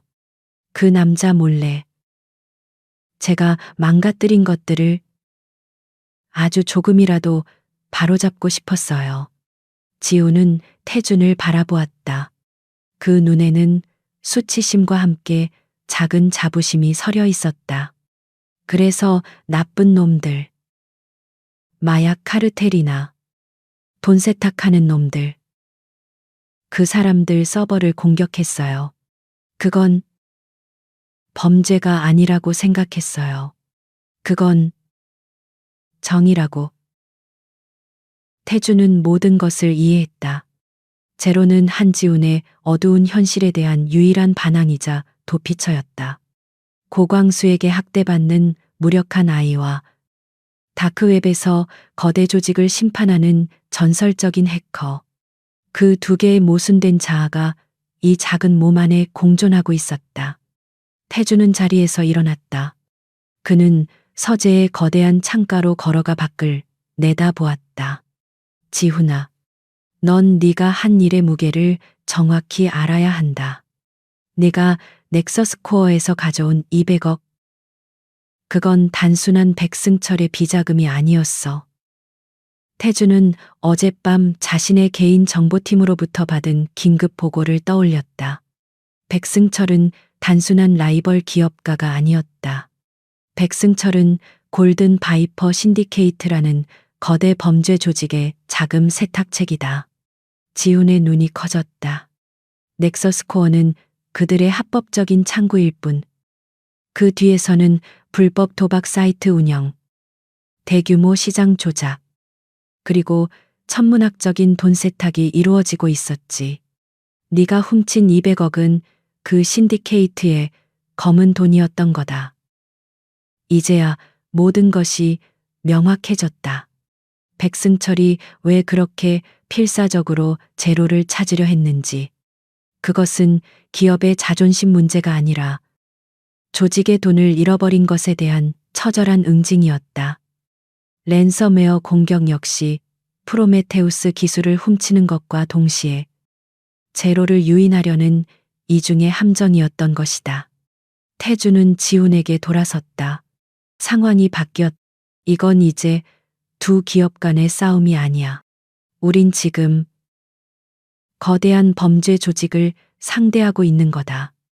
고광수는 그 조직에 비하면 하찮은 기생충에 불과하지만 그놈은 내 정체를 아는 유일한 약점이지. 태주는 아이의 눈높이에 맞춰 무릎을 굽혔다.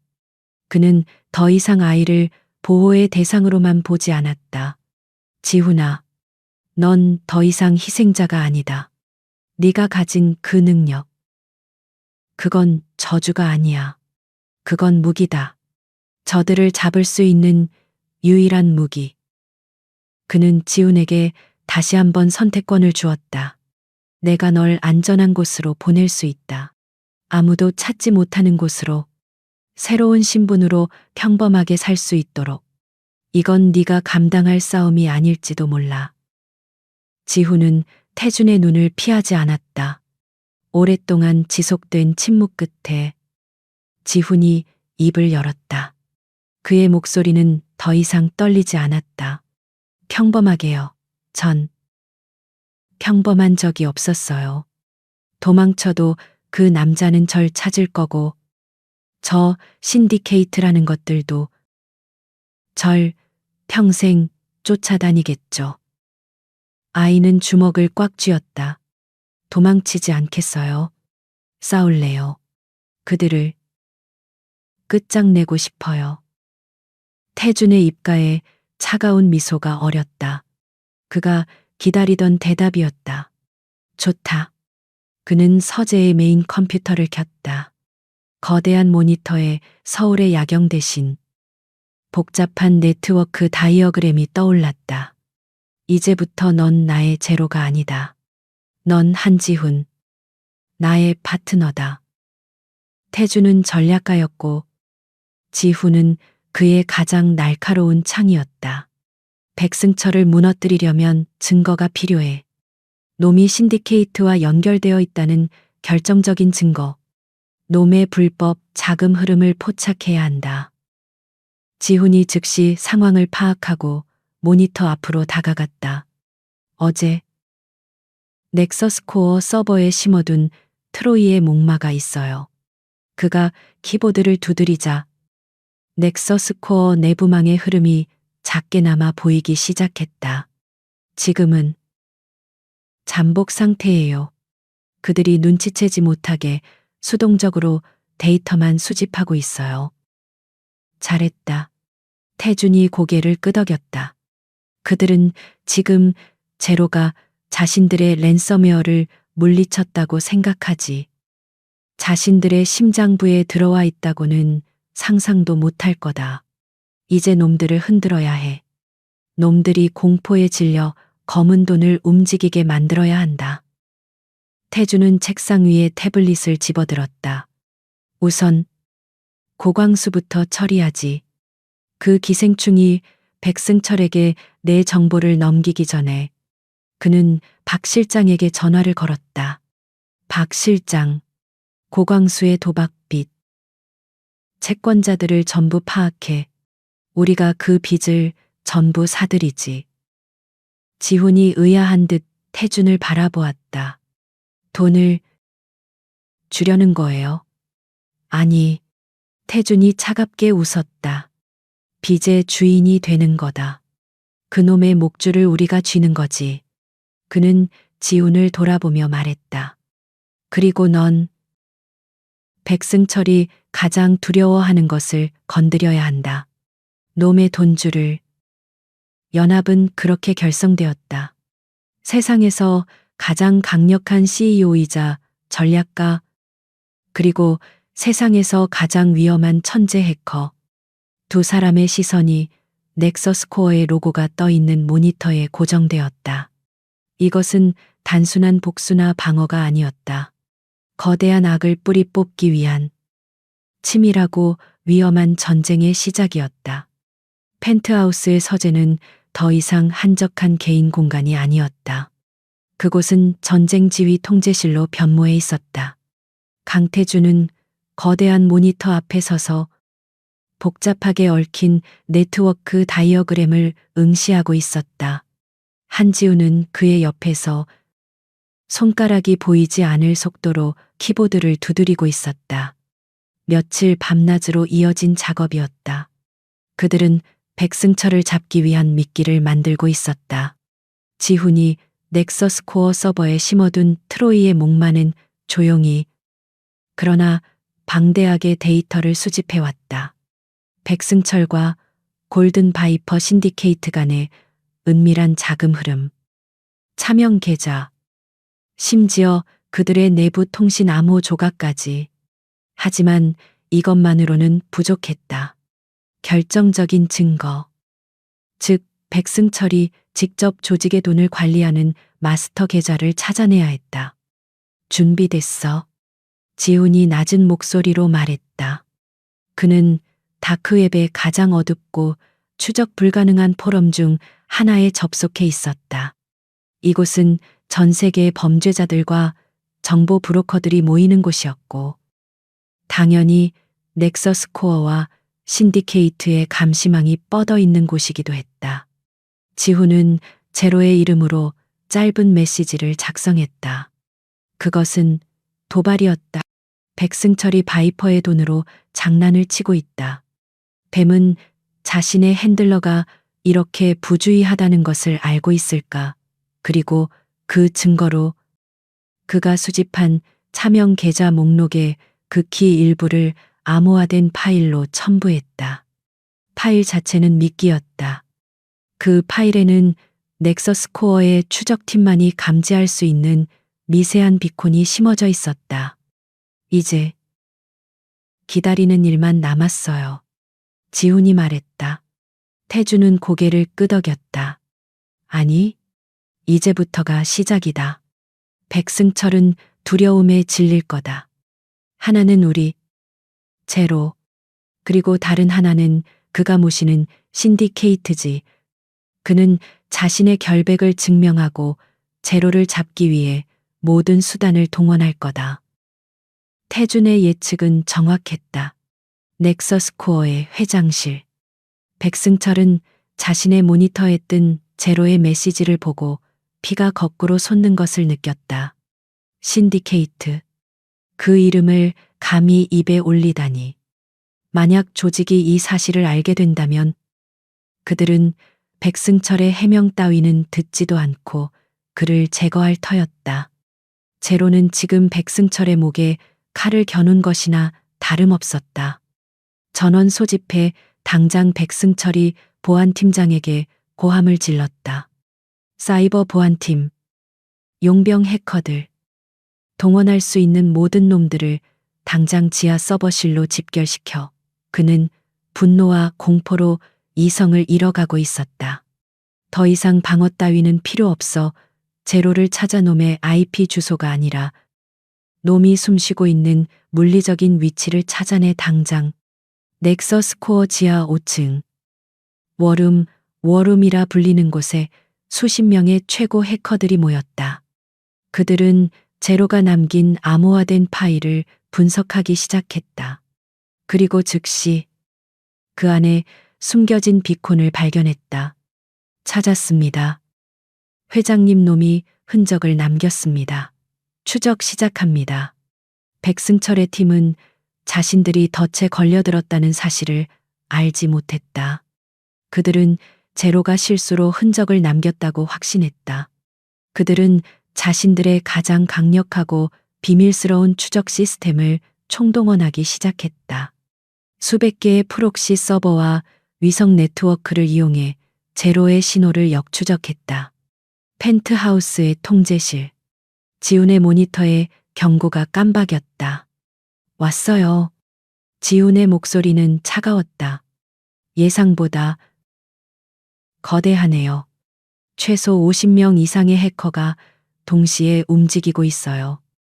모니터에는 전 세계의 지도가 펼쳐졌고 수백 개의 붉은 선이 가상의 한 지점을 향해 맹렬하게 돌진하고 있었다.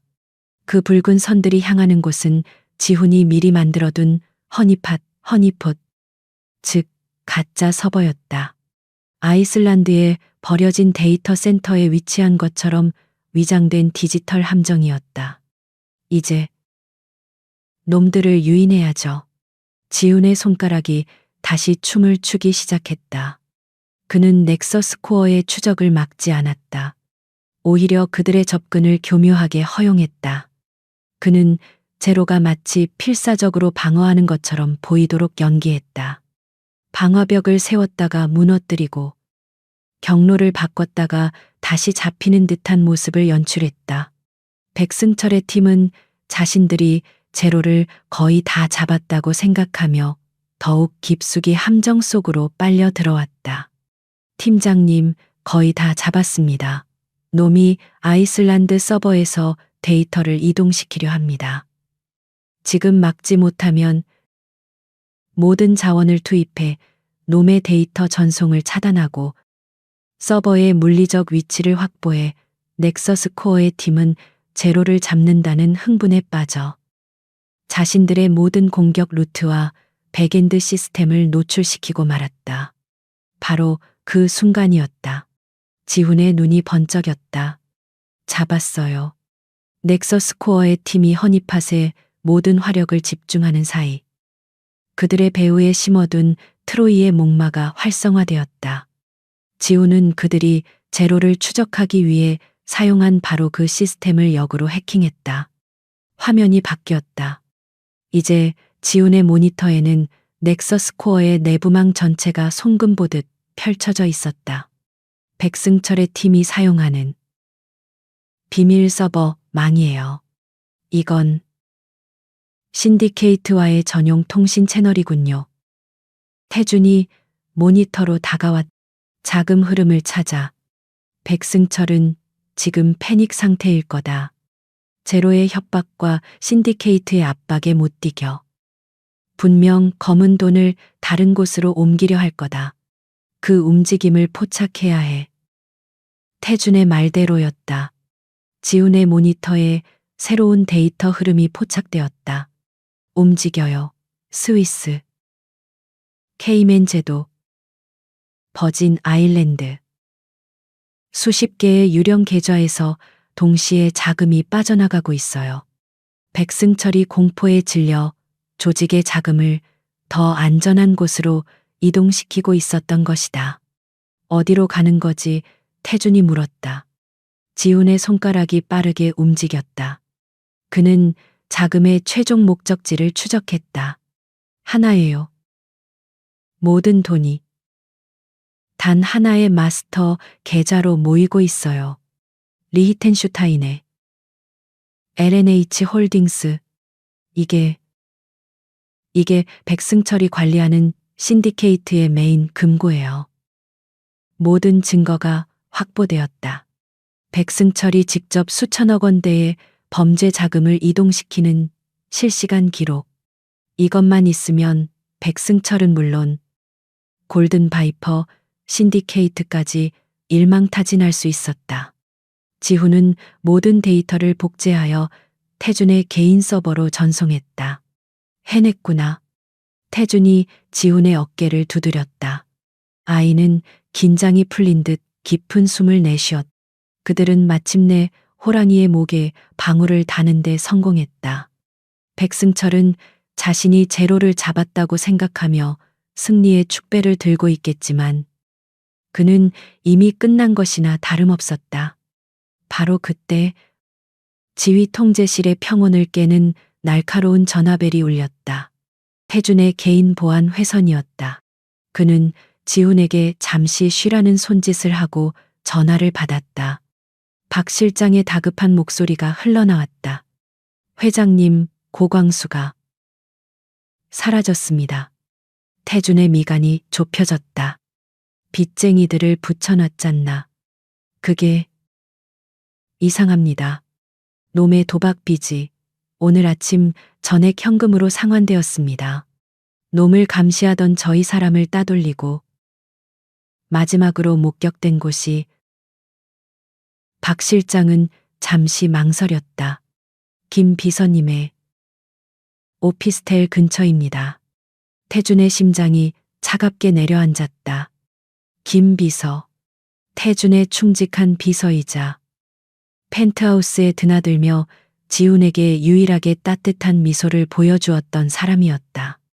태준은 모니터를 돌아보았다. 디지털 전쟁에서는 승리했지만 가장 추악하고 원초적인 위협이 그의 가장 가까운 사람을 향하고 있었다. 고광수는 빚을 갚을 돈이 없었다. 누군가, 아마도 백승철 측이 고광수와 접촉했을 가능성이 높았다. 백승철이 제로를 잡기 위해 디지털과 아날로그 양쪽에서 동시에 공격을 시작한 것이었다. 회장님, 고광수가 사라졌습니다. 박 실장의 목소리는 단순한 보고가 아닌 위기 상황을 알리는 경보음처럼 강태준의 귀를 파고들었다.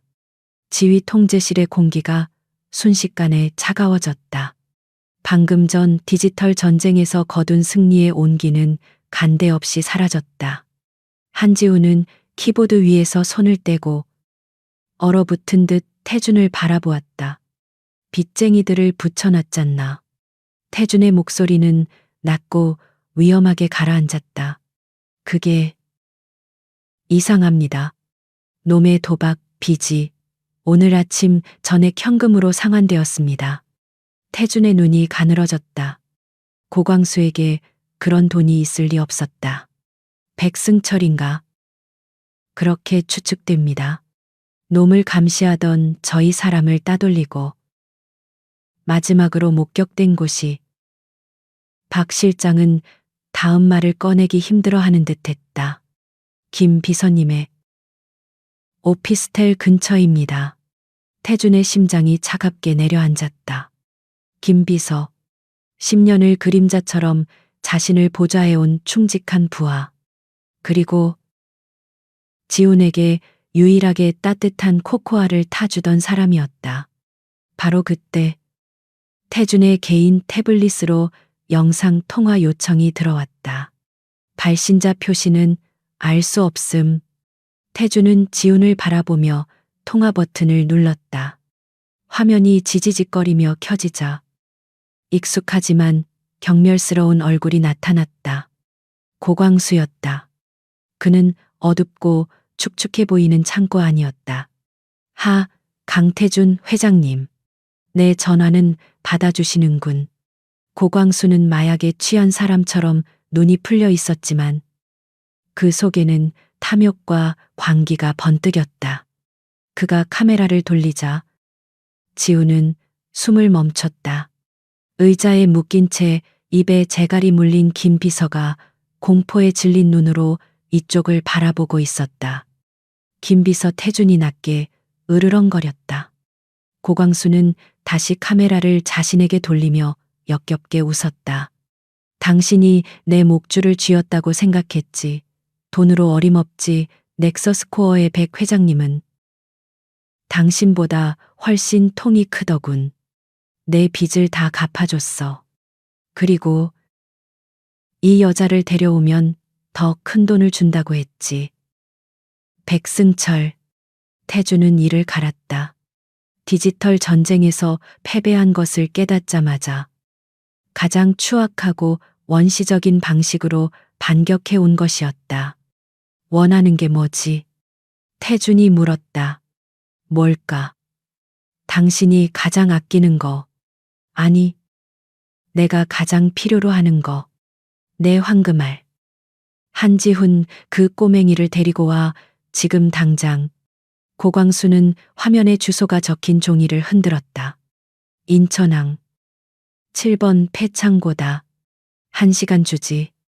꼬맹이랑 너 둘만 와. 경찰 딴 생각 품으면 이 예쁜 비서님 얼굴에 그림 좀 그려야겠어.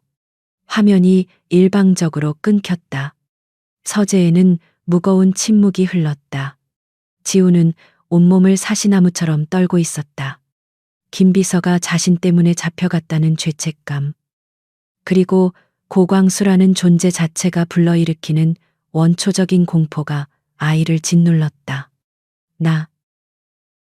나 때문에. 바로 그 순간 평화롭던 지휘 통제실의 모든 모니터가 일제히 붉은색으로 전멸하기 시작했다. 회장님 지훈이 비명을 질렀다. 백승철이에요. 놈들이 총공격을 시작했어요.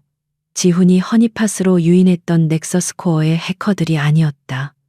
이것은 차원이 다른 공격이었다. 그들이 펜트하우스의 메인 방화벽을 공격하고 있어요. 이건 제로를 잡으려는 게 아니에요. 우리가 빼돌린 증거. 그 증거 데이터를 파괴하려는 거예요.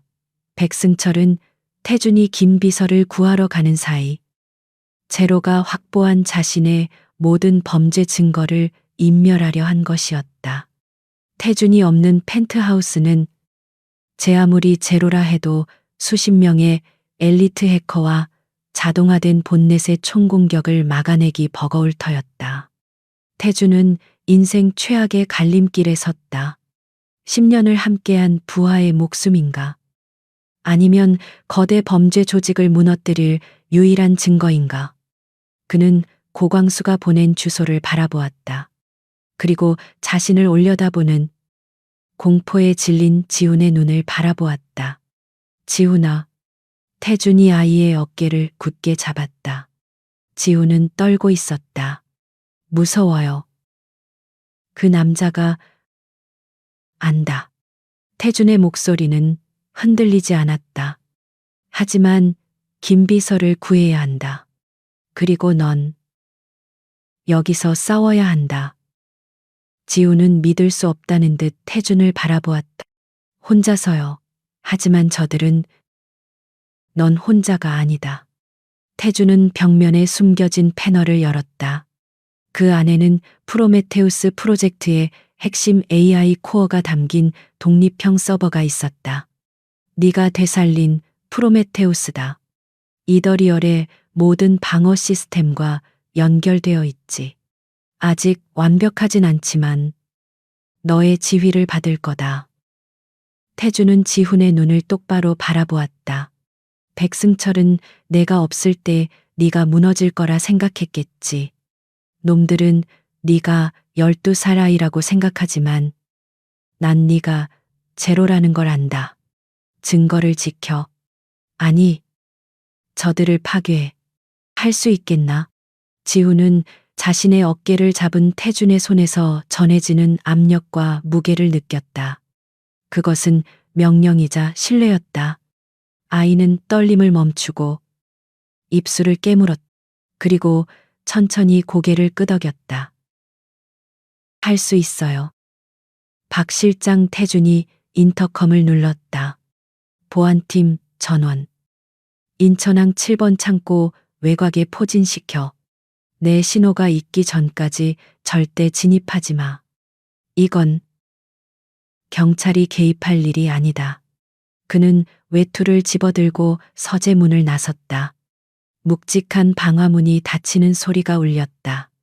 지우는 거대한 통제실에 홀로 남았다. 모니터는 여전히 붉게 타오르고 있었다. 넥서스 코어의 공격은 파도처럼 밀려왔다.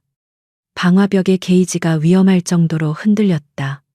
지우는 자신의 트라우마와 마주해야 했다. 고광수의 목소리가 환청처럼 들렸다. 넌 쓸모없어. 넌 아무것도 아니야. 아이의 손이 키보드 위에서 잠시 망설였다. 그때 그는 김 비서가 자신에게 건네던 따뜻한 코코아 잔을 떠올렸다. 지훈 씨, 추운데 이거 마셔요. 자신을 쓸모없는 놈이 아니라 지훈 씨라고 불러준 유일한 어른이었다. 분노가 공포를 집어삼켰다. 아니야. 지훈이 키보드 위로 몸을 숙였다. 다시는 아무도 빼앗기지 않아 그의 손가락이 다시 날아다니기 시작했다. 그는 프로메테우스 AI의 코어를 활성화시켰다. 프로메테우스, 방어 모드 가동. 나에게 모든 공격 벡터를 시각화해. 적의 공격을 역산해서 그들 자신에게 되돌려. 디지털 전장이 펼쳐졌다. 지우는 더 이상 방어하지 않았다. 그는 공격을 시작했다. 넥서스 코어의 해커들은 자신들이 뚫고 들어간 방화벽이 사실은 미로였으며 그 미로의 끝에서 자신들의 공격이 자신들의 서버로 되돌아오고 있다는 것을 깨닫고 경악했다. 한편 강태준의 마이바흐는 폭우가 쏟아지는 고속도로를 시속 200km로 질주하고 있었다. 그는 냉정함을 유지하려 애썼지만 분노가 그의 이성을 좀먹고 있었다. 그는 자신의 사람을 건드린 것을 절대 용서하지 않았다. 박 실장의 목소리가 이어폰을 통해 들려왔다. 회장님, 창고에 도착했습니다. 열 감지 스캔 결과 내부에 3명입니다. 고광수, 그리고 무장한 2명. 알아. 백승철의 경호팀이겠지. 태준이 차를 창고에서 조금 떨어진 어둠 속에 세웠다. 빗줄기가 차체를 세차게 두드렸다. 그는 운전석 아래에 숨겨진 경납고를 열었다.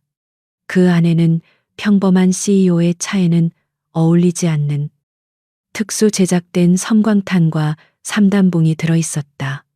그는 군 특수부대 시절의 감각을 떠올리며 장비를 챙겼다. 태준은 빗속으로 걸어 나갔다. 완벽하게 재단된 수트가 빗물에 젖어들었지만 그의 발걸음은 한치의 망설임도 없었다. 그는 창고의 녹슨 철문을 바라보았다.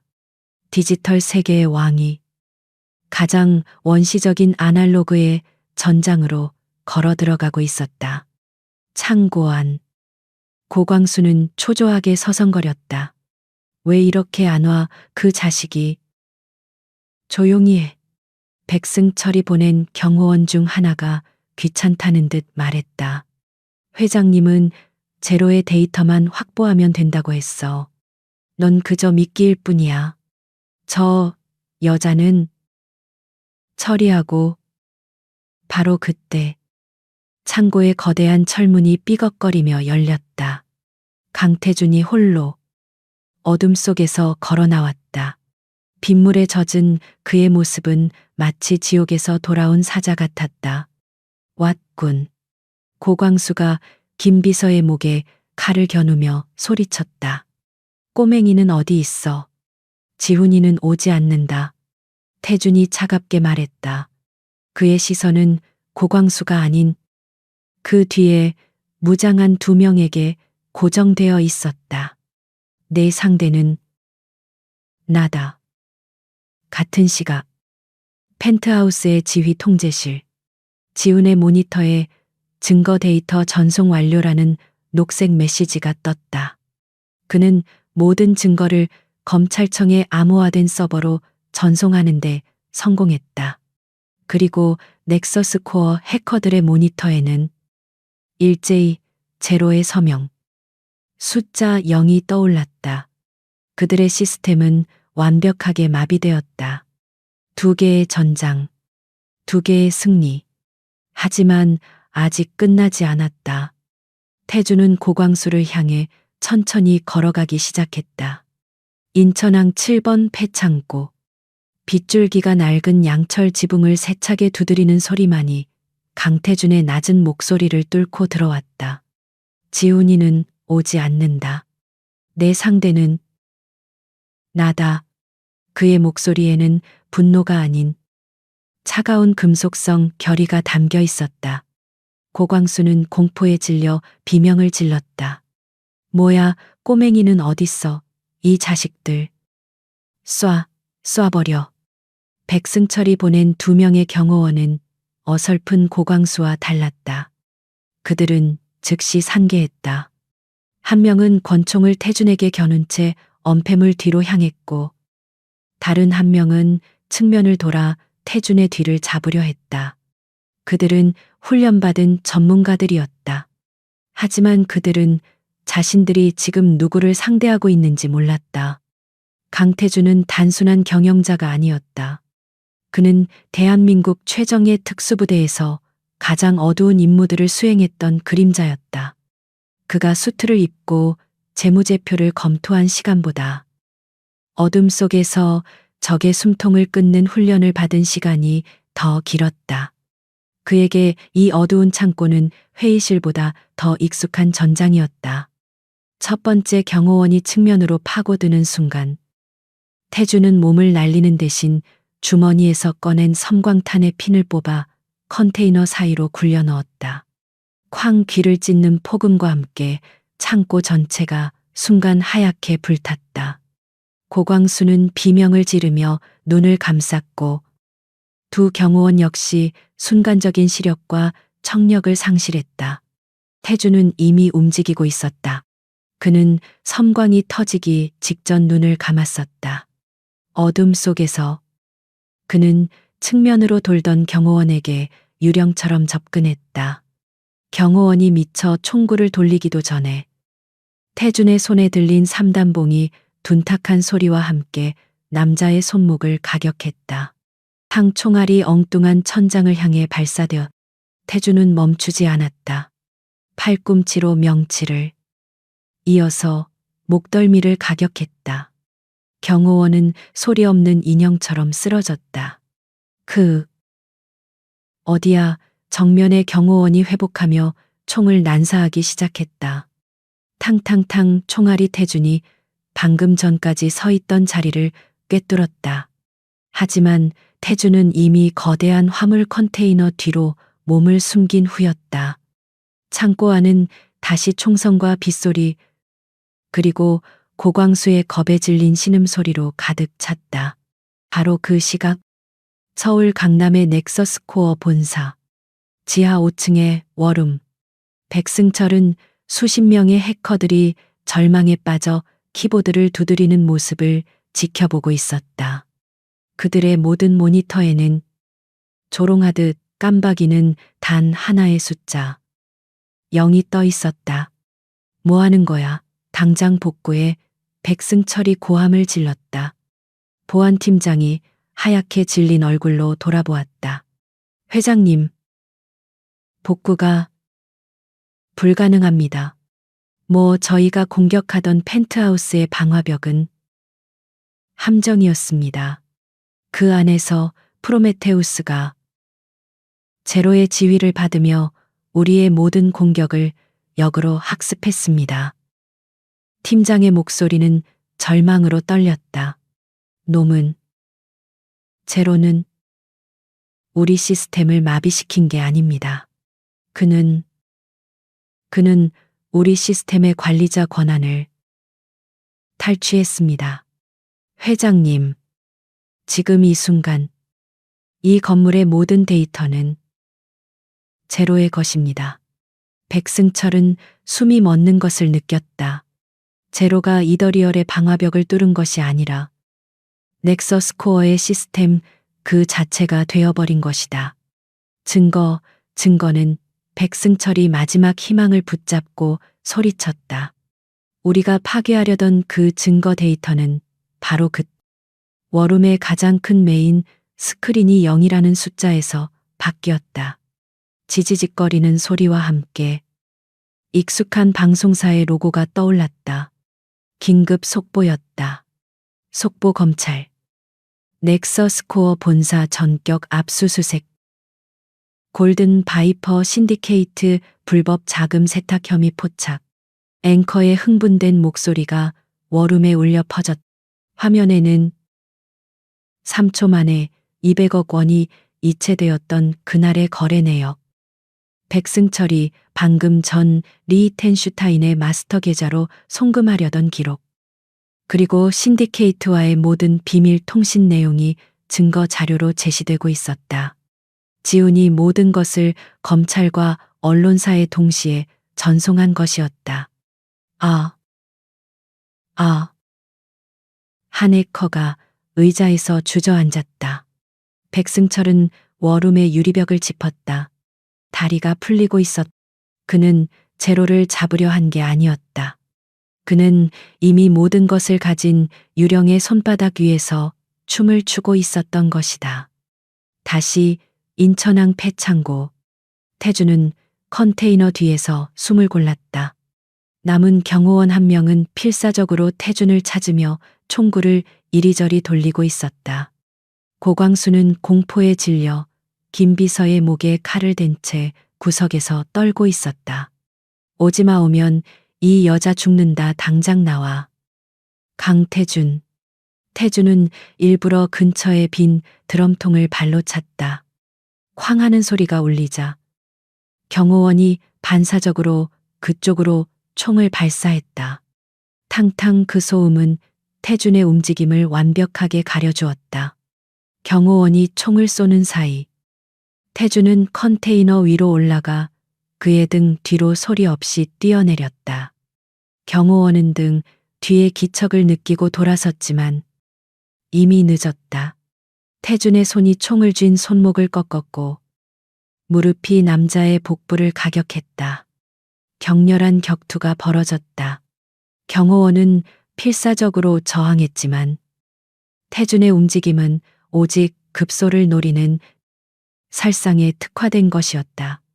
몇 번의 둔탁한 타격음 끝에 두 번째 경호원마저 바닥에 쓰러졌다.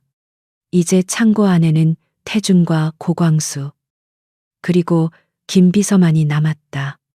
고광수는 자신이 믿었던 두 명의 전문가가 순식간에 제압당하는 것을 보고 이성을 잃었다. 그는 김비서를 방패 삼아 태준을 노려보았다. 오지 마. 오지 말라고 돈 줄게.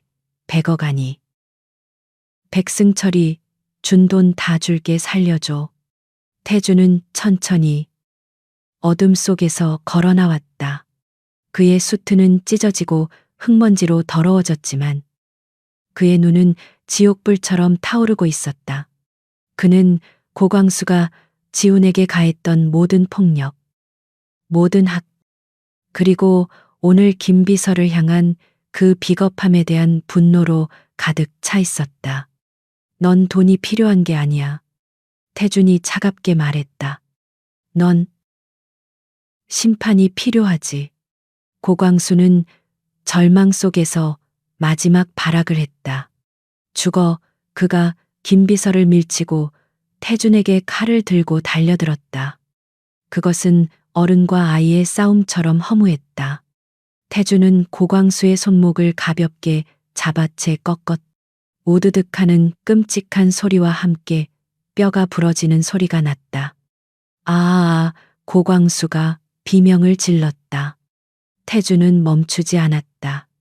그는 부러진 손목을 잡은 채 고광수의 얼굴을 가격했다. 한 대, 두 대. 태준은 지훈의 목, 그리고 김 비서의 목까지 담아 주먹을 내리꽂았다. 고광수는 피를 토하며 바닥에 쓰러졌지만 태준은 그의 멱살을 잡아 올렸다. 그 순간 김 비서의 겁에 질린 목소리가 들려왔다. 회장님. 그만. 태준은 숨을 몰아쉬며 주먹을 멈췄다. 그의 손은 피로 물들어 있었다.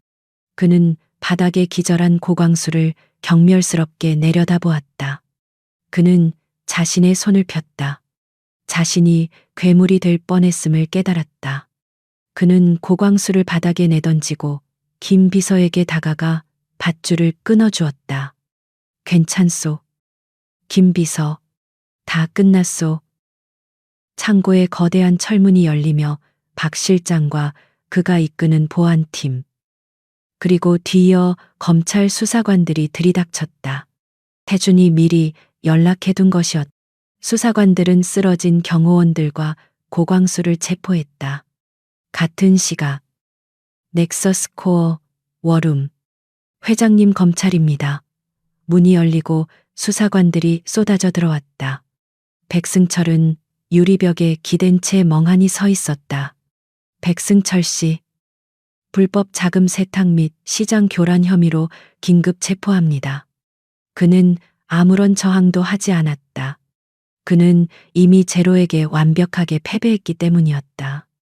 태준은 비에 젖은 채 창고 밖으로 걸어 나왔다. 그는 주머니에서 휴대폰을 꺼냈다. 수많은 부재중 전화와 메시지가 와 있었지만 그는 오직 한 사람에게만 짧은 메시지를 보냈다. 수신이는 한지훈. 내용은 단 2글자였다. 끝났다. 펜트하우스 서재. 거대한 의자에 파묻혀 있던 지훈이 휴대폰의 진동을 느꼈다. 끝났다. 그 2글자를 보는 순간 지난 12년간 아이를 짓누르던 모든 공포와 긴장이 한꺼번에 무너져 내렸다. 아이는 거대한 유리창 밖으로 서서히 밝아오는 서울의 여명을 바라보며 아주 오랫동안 참아왔던 울음을 터뜨렸다. 그것은 공포나 슬픔의 울음이 아닌 자유의 울음이었다. 폭풍우가 핥히고 간 서울의 하늘은 상처가 아문 듯 투명한 푸른빛을 되찾고 있었다. 강태준이 펜트하우스의 문을 열고 들어섰을 때 새벽의 첫 번째 빗줄기가 거실을 가로지르고 있었다. 그의 비싼 수트는 찢어지고 흙과 피로 얼룩져 있었지만 그의 발걸음은 그 어느 때보다 단단했다. 그는 지휘 통제실로 변했던 서재로 향했다. 모든 모니터는 검게 꺼져 있었지만 그 앞에 거대한 의자에 한지훈이 몸을 웅크린 채 잠들어 있었다. 아이는 디지털 전장에서의 사투와 마침내 터뜨린 안도의 울음에 지쳐 깊은 잠에 빠져 있었다. 얼굴에는 마르지 않은 눈물 자국이 선명했다. 태주는 잠시 멈춰서서 아이를 내려다보았다. 불과 며칠 전 빗속에서 짐승처럼 경계하던 그 아이였다. 이제 아이는 자신의 집, 자신의 공간에서 무방비하게 잠들어 있었다. 태주는 자신의 완벽한 세계를 흔들었던 이 변수가 이제는 그 세계의 중심이 되었음을 깨달았다. 그는 자신의 침실에서 가장 두꺼운 담요를 가져와 아이의 작은 몸 위에 덮어주었다. 그날 아침 대한민국은 발칵 뒤집혔다. 모든 방송사의 아침 뉴스는 넥서스코어의 몰락을 톱뉴스로 다루었다. 백승철 회장이 골든 바이퍼 신디케이트라는 거대 범죄 조직에 자금을 세탁해온 혐의로 긴급 체포되는 장면이 반복해서 흘러나왔다. 검찰은 결정적인 증거를 익명의 제보자 코드네임 제로로부터 확보했다고 발표했다. 제로는 순식간에 다크웹의 유령에서 거악을 심판한 디지털 의적으로 떠올랐다. 사람들은 그의 정체를 궁금해했지만 그 제로가 지금 강태준의 펜트하우스에서 따뜻한 수프를 먹고 있다는 사실은 아무도 몰랐다. 고광수의 운명은 훨씬 더 비참했다. 그는 김비서 납치 및 살인 미수, 아동학대, 그리고 백승철의 범죄에 가담한 혐의로 기소되었다.